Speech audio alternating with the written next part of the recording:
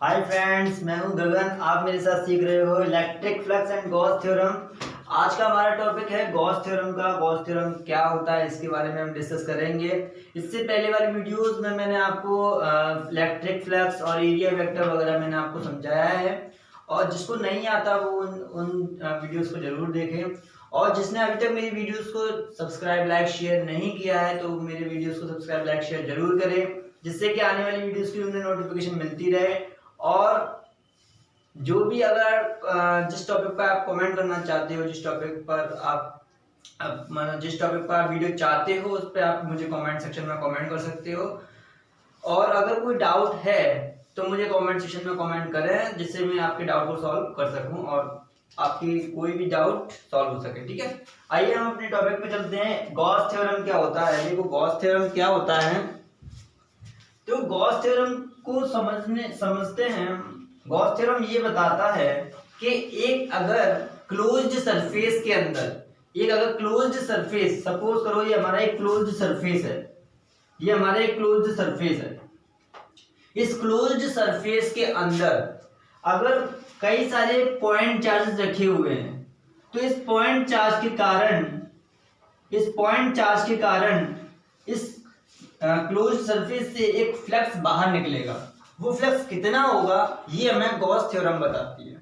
Okay, एक closed surface के कारण हम कैसे पता कर सकते हैं कि कितना फ्लक्स इससे बाहर निकलने वाला है, वो हम गॉस थ्योरम से पता करते हैं। ठीक है, आज हम यही करने वाले हैं। Gauss theorem very very helpful होती है हमें इलेक्ट्रिक फील्ड फाइंड करने में। अब कैसे इलेक्ट्रिक फील्ड फाइंड करने में हेल्पफुल होती है वो हम देखते हैं। पहले हम गॉस थ्योरम देखते हैं। ठीक है, तो देखिए थोड़ा अच्छा सा सरफेस बना लेते हैं। गॉस थ्योरम को समझने से पहले आपको ये तो समझ में आ गया होगा गॉस थ्योरम क्या बोलती है। तो थोड़ा मैं अच्छा सा सरफेस थोड़ा और दोबारा रिपीट कर देता हूँ। अगर इस क्लोज्ड सरफेस के अंदर कई सारे पॉइंट चार्जेस रखे गए हैं, Q1, Q2, Q3, इस तरह से कई सारे पॉइंट चार्जेस रखे गए हैं, Q4, Qn, इस तरह से कई सारे पॉइंट चार्जेस के अंदर रखे गए हैं। उस पॉइंट चार्ज के कारण एक इलेक्ट्रिक फील्ड लाइंस निकलेंगी बाहर की तरफ।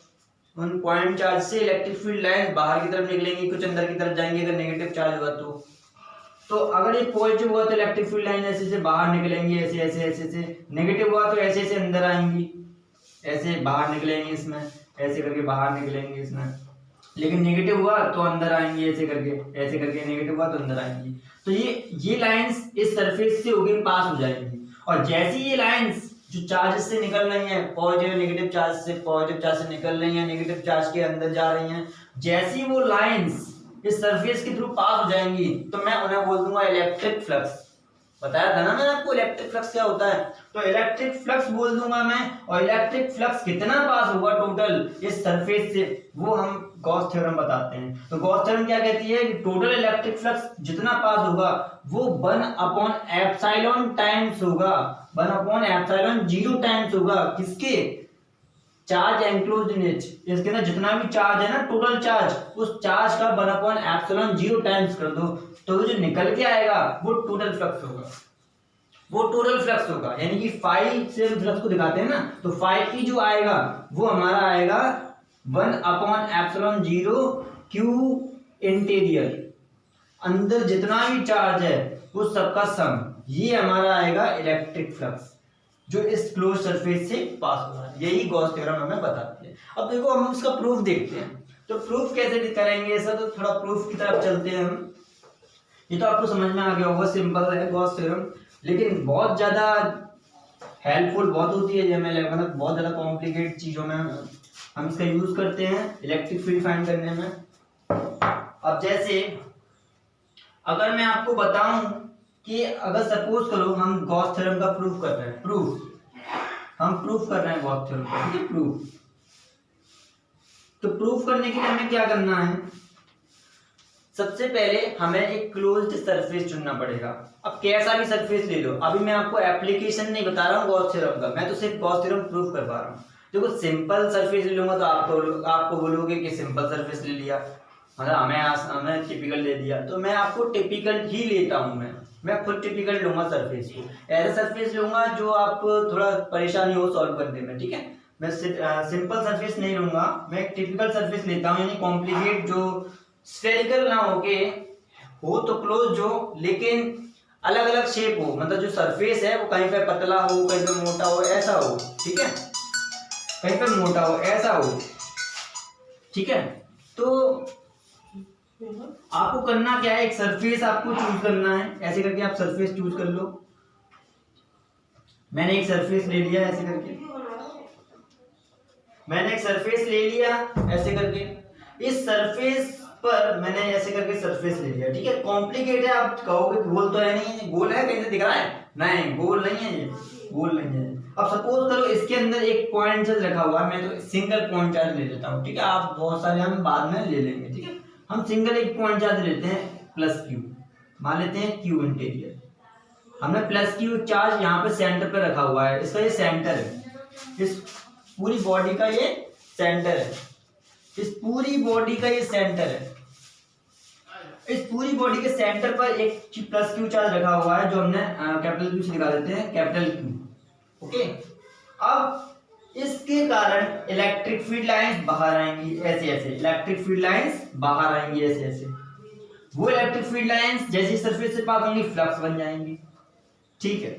वैसे तो इलेक्ट्रिक फील्ड लाइन यानी इलेक्ट्रिक फ्लक्स पूरे सरफेस से बाहर आएगा, आएगा कि नहीं, पूरे सरफेस से बाहर आएगा, इलेक्ट्रिक फ्लक्स वैसे तो पूरे सरफेस से बाहर आएगा, लेकिन हम पूरे सरफेस से कैसे पता कर सकते हैं, हमें तो हमने आपको बताया था कि किसी सरफेस से कितना इलेक्ट्रिक फ्लक्स पास होता है, उसके लिए फॉर्मूला मैंने आपको बताया था, ई ए कॉस थीटा, ये बताया था ना मैंने फॉर्मूला, ई वेक्टर, जब पे मैंने आपको ऐसा बताया था, ई वेक्टर डॉट ए वेक्टर, ठीक है, cos theta, E vector dot A vector, ऐसा वाला मैंने फॉर्मूला आपको बताया था पिछली वीडियो में। तो अगर आपको ये वाला फॉर्मूला याद है तो इसी की हेल्प से हम ये प्रूव कर सकते हैं कि इस सरफेस से कितना पास होगा फ्लक्स, तो हम यही पास फ्लक्स पता करते हैं। तो देखो हमने क्या किया, हमें एक छोटा सा एलिमेंट ले लेते हैं, यहाँ डी आएगा, ठीक है, हम डी लगाओ क्या ना लगाओ आपके ऊपर है, हम यहाँ पे छोटा सा एक एलिमेंट ले लेते हैं, हमने छोटा सा एक एलिमेंट ले लिया ऐसे करके, ऐसे करके, ठीक है, हमने एक छोटा सा एलिमेंट ले लिया यहाँ पे, और यहाँ पे हमने एक छोटा सा जो एलिमेंट लिया है, वहां पे जो इलेक्ट्रिक फील्ड है, यहाँ पे जो इलेक्ट्रिक फील्ड है, इलेक्ट्रिक फील्ड लाइन जा रही है इस प्लस क्यू चार्ज के कारण, इस छोटे से एलिमेंट से, मान लेते हैं इसका जो एरिया है वो डी ए है, कितना एरिया इसका, डी ए, इससे इसके कारण जो इलेक्ट्रिक फील्ड लाइन जा रही है वो ऐसे जा रही है, ऐसे करके, ठीक है, ऐसे करके इलेक्ट्रिक फील्ड लाइन जा रही है, छोटा सा एरिया हमने कंसीडर किया, और इलेक्ट्रिक फील्ड लाइन हमने देखी कि ऐसे जा रही है सरफेस से, इस सरफेस का जो ये वाला जो सरफेस है, इस सरफेस का जो ये एरियल वेक्टर है वो इसके परपेंडिकुलर होगा, और ये सरफेस कुछ ऐसे है, सरफेस कुछ ऐसे है, यानी ई वेक्टर के परपेंडिकुलर नहीं है, थोड़ा हटके ऐसे करके, तो यानी कि ये कितना होगा, एरिया वेक्टर ऐसे जाएगा, D A vector, area vector, और डी वेक्टर और ई वेक्टर के बीच में हम मान लेते हैं थीटा एंगल क्रिएट हो रहा है, थीटा एंगल क्रिएट हो रहा है। अब इन दोनों के बीच में अगर थीटा एंगल क्रिएट हो रहा है तो अब हम क्या करते हैं, अब हम करना क्या है, अब सिंपल हमें करना क्या है, देखो हम थोड़ा हम आगे प्रूव करते हैं, पहले हम सॉल्व करते थे, हमें समझ में आ जाएगा। एक और चीज हम ले लेते हैं, हमने ये एलिमेंट इस तरह से कंसीडर किया है कि ये जो बहुत छोटा है एलिमेंट, बहुत छोटा, लगभग इसको पॉइंट के समान मेजर किया जाता है, इतना छोटा एलिमेंट, मतलब इतना छोटा एरिया है इसका। और कैसे हमने कह दिया कि अगर ये वाला, अगर मैं ये ले लूं ना, ये वाला, ये ले लूं, अगर मैं ये वाला डिस्टेंस भी लूंगा ऐसे करके, ये वाला डिस्टेंस भी लूंगा, तो ये वाला डिस्टेंस, ये वाला डिस्टेंस, ये वाला डिस्टेंस लगभग बराबर रहेगा। मान लेते हैं ये इसकी जो इस वाले सरफेस की जो रेडियस है ना वो r है, कितनी है, r, ऐसा हम मेजर कर लिया, इस सरफेस की रेडियस हमने r मेजर कर ली। अगर इस सरफेस की रेडियस r है तो अब देखते हैं कि फ्लक्स कितना पास होगा। तो देखिए फ्लक्स कितना पास होगा, तो हम थोड़ा सही से लिख लेते हैं इस फॉर्मूले को, तो थोड़ा अच्छे से लिख लेते हैं। तो flux passing through this element, electric flux passing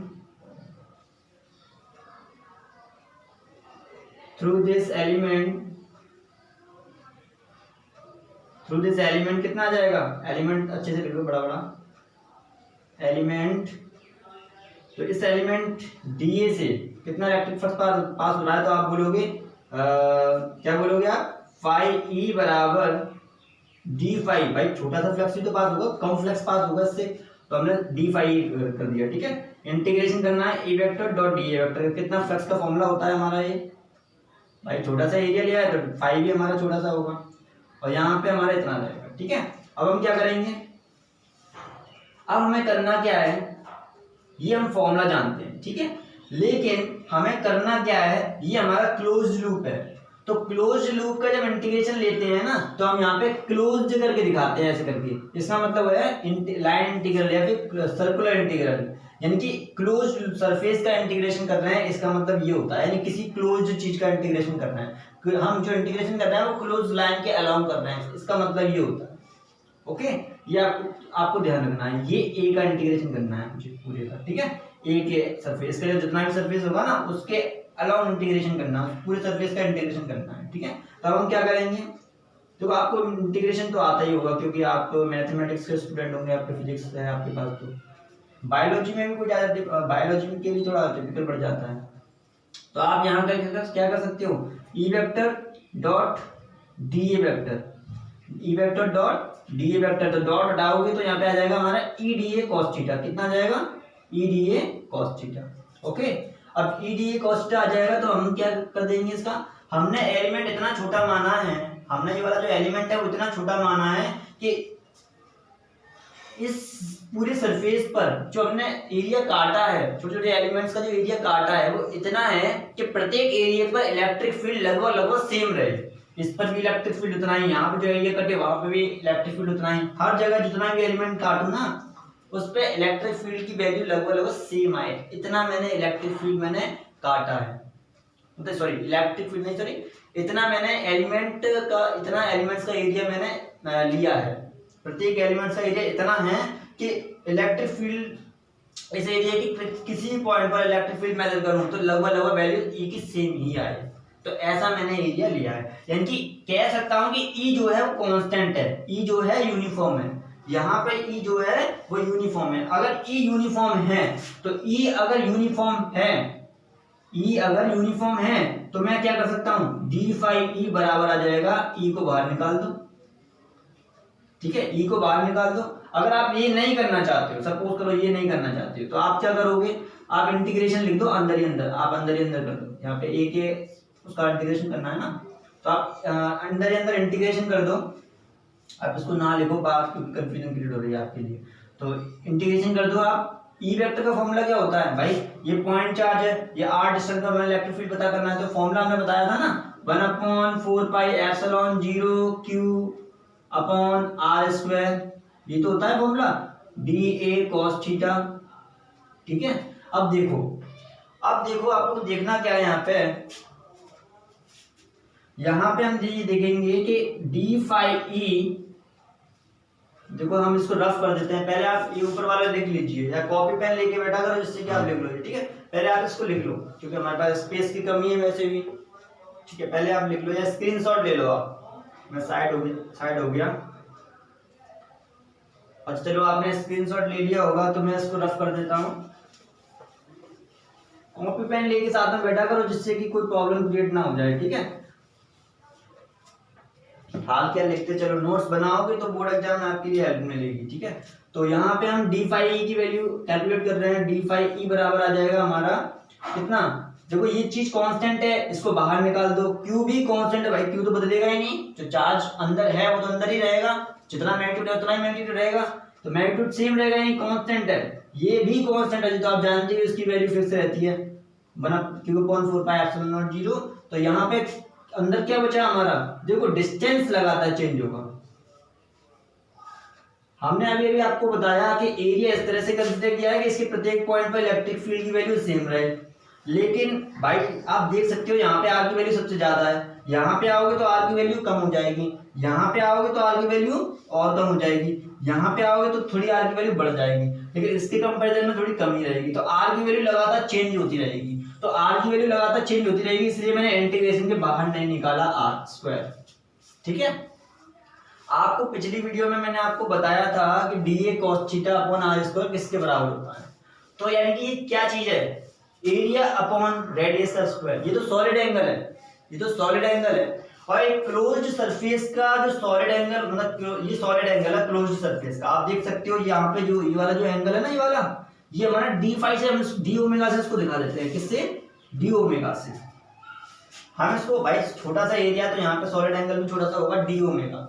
अगर हम इसको डी ओमेगा से दिखा देते हैं, तो अगर हम D A cos theta upon R square, ये कॉस थीटा इसलिए आया है क्योंकि मैंने एरिया वेक्टर का जो कंपोनेंट लिया है ना, वो ई वेक्टर के अलोंग लिया है। एरिया वेक्टर का जो कंपोनेंट लिया है वो ई वेक्टर के अलोंग लिया है, इसलिए मैंने कॉस थीटा कंपोनेंट यूज किया है। डी ए वेक्टर का जो कंपोनेंट है, मैंने डी ए कॉस थीटा वाला कंपोनेंट यूज किया है जो ई वेक्टर की डायरेक्शन में। ठीक है, क्योंकि जब भी हम फ्लक्स निकालते हैं तो जो एरिया वेक्टर है वो हम ई वेक्टर की डायरेक्शन में लेते हुए चलते हैं। एरिया वेक्टर है वो ई वेक्टर की डायरेक्शन में लेते हुए चलते हैं। कहने का मतलब सरफेस का जो रेडियस है और इस डी वेक्टर की जो डायरेक्शन है वो एक ही डायरेक्शन होनी चाहिए, ऐसा हम एज्यूम करते हैं। डी वेक्टर को इस डायरेक्शन में एज्यूम करते हैं। ठीक है, तो ये तो आपको समझ में आ गया होगा। इस पर मैंने वीडियो बनाया भी है, एक सिंगल वीडियो, तो आप उसको देख सकते हो। तो D A cos theta upon R square, ये तो सॉलिड एंगल को रिप्रेजेंट कर रहा है, और सॉलिड एंगल यानी कि इसके द्वारा जो सॉलिड एंगल बनेगा वो डी ओमेगा होगा। इस सरफेस के द्वारा सॉलिड एंगल जो बनेगा वो डी ओमेगा होगा। तो यहाँ पे मैं क्या लिख सकता हूँ, डी फाई ई बराबर क्यू अपॉन 4 पाई एप्सिलॉन 0, यह आ जाएगा इंटीग्रेशन डी ओमेगा। ठीक है, अब आप को करना क्या है, मैंने आपको पहले बोला था कि पूरे सरफेस के अलाउंग इंटीग्रेशन करना है, पूरे सरफेस के अलाउंग। अगर सपोज करो ये सारे के सारे छोटे छोटे एरिया को जोड़ दिया जाए तो पूरा फुल एरिया बन जाएगा कि नहीं क्लोज सरफेस का।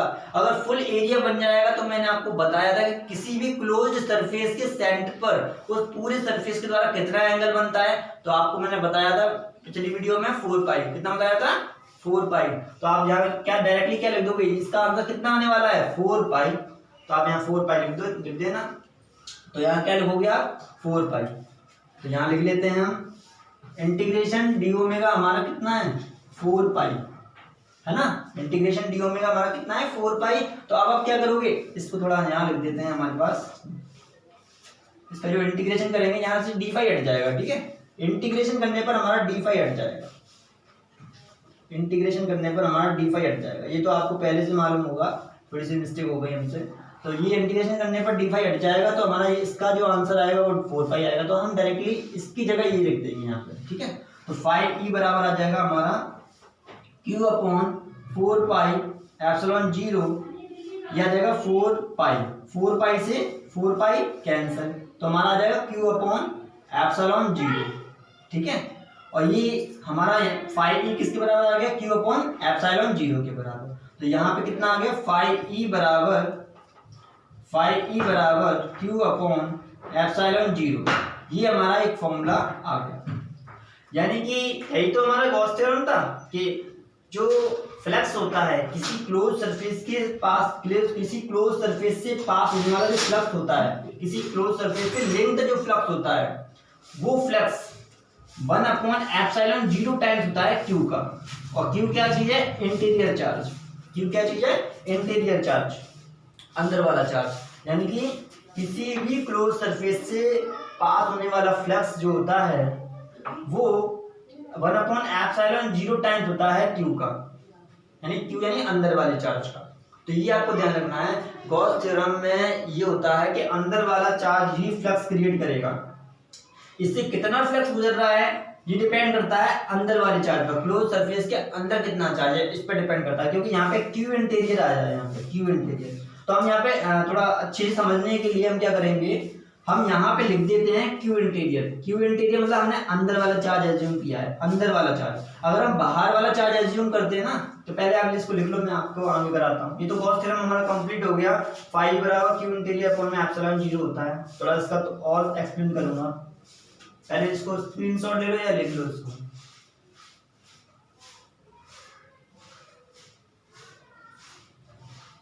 चलो हो गया होगा, आपने लिख लिया होगा, तो मैं इसको रफ कर देता हूँ। ये तो हमारा गॉस थ्योरम आ गया, ये आपको ध्यान रखना है, ये है हमारा गॉस थ्योरम।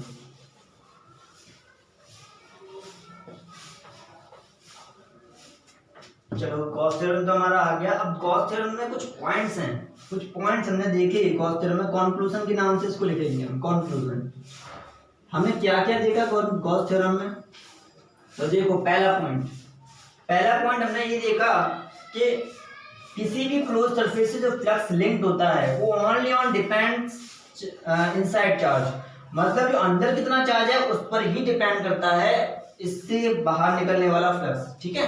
तो the flux passing through the close surface, the flux electric flux linked with close surface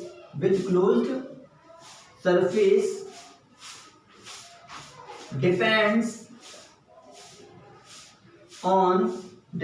on किस पर डिपेंड करता है?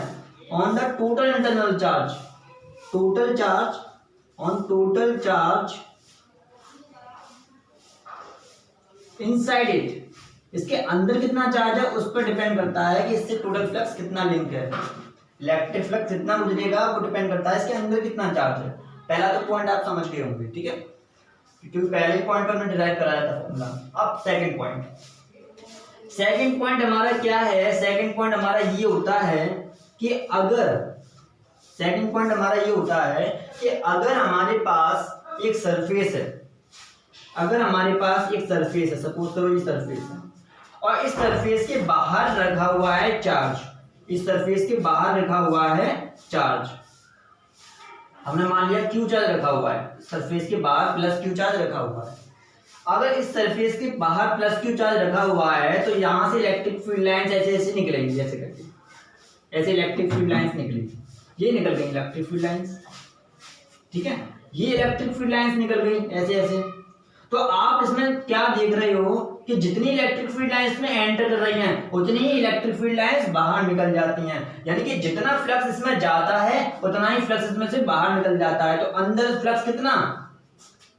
अंदर से आने वाला फ्लक्स कितना? 0। नहीं समझे अभी आप?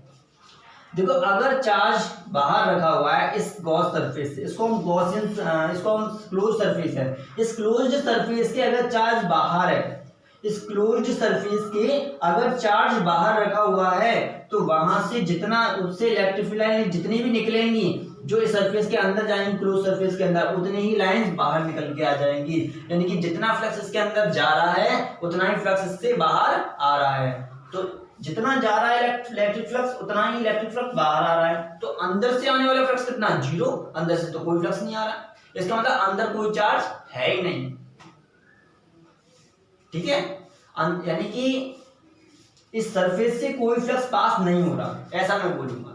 नहीं समझे अभी आप? अब देखो हम कैसे समझाते हैं आपको। देखो यहाँ हम ऐसा एज्यूम करते हैं जो फ्लक्स एंटर करेगा सरफेस के अंदर उसे हम पॉजिटिव मानेंगे, जो फ्लक्स कम बाहर निकलेगा उसे हम नेगेटिव मानेंगे, ठीक है। तो देखो जो फ्लक्स एंटर कर रहा है, जितनी इलेक्ट्रिक फील्ड लाइन एंटर कर रही हैं, तो मतलब फ्लक्स मान लेते हैं कुछ इलेक्ट्रिक फील्ड लाइन एंटर कर रही हैं, तो फ्लक्स फाई एंटर कर रहा है, तो यानी फाई ई एंटर कर रहा है, इलेक्ट्रिक फ्लक्स इसके अंदर फाई ई एंटर कर रहा है, ठीक है। ऐसे हम लिख देते हैं फाई नेट, कितना इलेक्ट्रिक फ्लक्स के अंदर एंटर कर रहा है, कितना फ्लक्स बाहर निकल रहा है वो लिखेंगे, तो प्लस फाई ई, ठीक है। टोटल फ्लक्स से कितना पास हो रहा है वो देखना है हमें। तो देखो एंटर करने वाले को हमने पॉजिटिव माना है, तो ये वाला एंटर कर रहा है, ठीक है। मान लेते हैं फाई ई वन एंटर करता है, ठीक है, फाई ई वन एंटर कर रहा है फ्लक्स, और मान लेते हैं फाई ई टू बाहर निकल रहा है फ्लक्स, तो दोनों का ऐड कर दो, टोटल फ्लक्स पता करना है ना कि टोटल फ्लक्स इससे कितना पास हो रहा है। तो फाई ई टू बाहर निकल रहा है, फाई ई टू बाहर निकल रहा है। बस अभी मैंने आपको बताया कि जितनी इलेक्ट्रिक फील्ड लाइन बाहर अंदर जा रही है उतनी इलेक्ट्रिक फील्ड लाइन बाहर निकल रही है, यानी फाई ई वन बराबर है फाई ई टू के। इसका मतलब ये दोनों सेम है, इसको मैं क्या लिख सकता हूँ, फाई नेट बराबर plus phi E minus plus minus minus हो जाएगा, और फाई ई ये कैंसिल हो गया, तो फाई नेट कितना हो गया? 0। यानी कि इससे कोई फ्लक्स पास नहीं हो रहा अगर चार्ज बाहर रखा हुआ है तो, यानी कि अगर क्लोज सरफेस के चार्ज बाहर है तो इससे कोई फ्लक्स पास नहीं हो रहा, अगर क्लोज सरफेस के अंदर है तो फ्लक्स पास होगा। और आप देख सकते हो अगर कोई फ्लक्स पास नहीं हो रहा है, फ्लक्स 0 है, तो यानी क्यू इंटीरियर भी 0 होगा। तो देखो यहाँ क्यू इंटीरियर भी 0 है, अंदर कोई चार्ज ही नहीं है। अगर क्यू इंटीरियर है तो इससे फ्लक्स गुजरेगा, बाहर आएगा, अगर क्यू इंटीरियर नहीं है तो इससे फ्लक्स बाहर आ ही नहीं रहा, आप देख सकते हो यहाँ पे, ठीक है। तो ये आपको ध्यान रखना है कि if a point charge, if a charge if charges are placed outside the closed surface, then no flux is passing through that surface. Okay, ऐसा आप लिख सकते हो। तो आप ऐसे लिख लो। आप ऐसे मैं बोल के लिखा दे रहा हूँ आपको, मैंने मैथमेटिकली तो लिखा दिया, थोड़ा ऐसे लिख लो आप। द फ्लक्स इफ, सेकंड वाला पॉइंट है, if charges are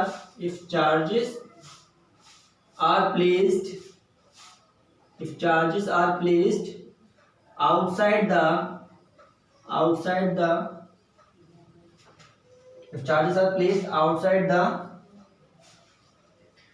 if charges are placed outside the closed surface, then flux linked मतलब पासिंग एक ही बात है, फ्लक्स लिंक्ड यानी electric flux linked to that surface या with that surface is zero. ठीक है, इज जीरो। तो ये आपको ध्यान रखना है। और आपको इंटीरियर, यहाँ तो मैंने एक चार्ज एज्यूम किया है, अगर आपको बहुत सारे चार्ज हो इसके अंदर, मान लेते हैं, थोड़ा इसको भी रफ कर देते हैं, क्योंकि तो हमें याद हो गया होगा फाई गॉस थ्योरम क्या होती है, तो फाई ई बराबर क्यू अपॉन एप्सिलॉन जीरो, यहाँ कैपिटल क्यू माना है हमने, तो क्यू इंटीरियर अपॉन में एप्सिलॉन जीरो। अगर इसके अंदर थर्ड पॉइंट हमारा ये है कि अगर इसके अंदर बहुत सारे चार्जेस रखे हों, जैसे Q1 Q2 Q2, तो इंटीरियर में जितना भी चार्ज है सबको ऐड कर देना है और फिर आपको यहाँ पे उसकी वैल्यू पुट कर देनी है। ठीक है, जैसे एग्जांपल बता देता हूँ मैं आपको, ये रफ कर दे रहा हूँ मैं, ये तो मैंने आपको लिख ही दिया, आप लिखते चला करो जिससे कि है ना कोई प्रॉब्लम क्रिएट ना होती रहे। नोट्स बनाते चला करो जिससे कि बोर्ड एग्जाम के टाइम पे काम ही आएंगे आपके नोट्स। थर्ड पॉइंट हम लिखा देते हैं। थर्ड पॉइंट में हमारा ये क्या है, एक सरफेस है, इस सरफेस के अंदर कई सारे charges plus Q1 minus Q2 ऐसे चार्जेस रखे गए हैं, प्लस Q3 इस चार्जेस रखे गए हैं। तो इन सरफेस के द्वारा कितना चार्ज पास होता है, कितना इलेक्ट्रिक फ्लक्स पास हो रहा है ये पता करना है। तो पहले तो ये देखो कि किसके अंदर Q इंटीरियर कितना है, टोटल चार्ज अंदर की तरफ कितना है। तो टोटल चार्ज पता करने के लिए आप क्या करोगे, इन सभी चार्जेस को जोड़ दोगे। Q नेट बराबर प्लस Q1 प्लस माइनस का Q2 प्लस का Q3, ऐसे करके ऐड कर दोगे और जो भी आएगा, मान लेते हैं Q नेट आ गया, वो इस फॉर्मूले में आप पुट कर दोगे, तो कितना फ्लक्स पास हो रहा है वो आपको निकल के आ जाएगा। ओके, ये आपको ऐसे करके करना है। तो आपको ये समझ में आ गया हो, आई होप आपको सारा कुछ समझ में आया हो। अगर आपको कोई डाउट है तो आप मुझे कमेंट सेक्शन में कमेंट करें, जिससे कि मैं आपके डाउट को सॉल्व कर सकूं। आपने अगर मेरी वीडियो को लाइक किया है, अगर आपको पसंद आई है, तो फिर आप मेरी वीडियो सब्सक्राइब लाइक शेयर जरूर करें। ठीक है, थैंक यू, आज के लिए इतना ही, बेस्ट ऑफ लक। आगे के लेक्चर्स में मैं आपको एप्लीकेशन कैसे इसका न्यूमेरिकल सॉल्व करते समय और भी इसके एप्लीकेशन हैं उनको भी एक्सप्लेन करूंगा मैं। तो उनका अप्लाई कैसे करते हैं गॉस थ्योरम को, उसके कुछ स्टेप्स होते हैं, वो मैं आपको बताने वाला हूँ। ठीक है, अगली वीडियो में आपको यही दूंगा। ठीक है, बाय बाय, थैंक यू। हो गया।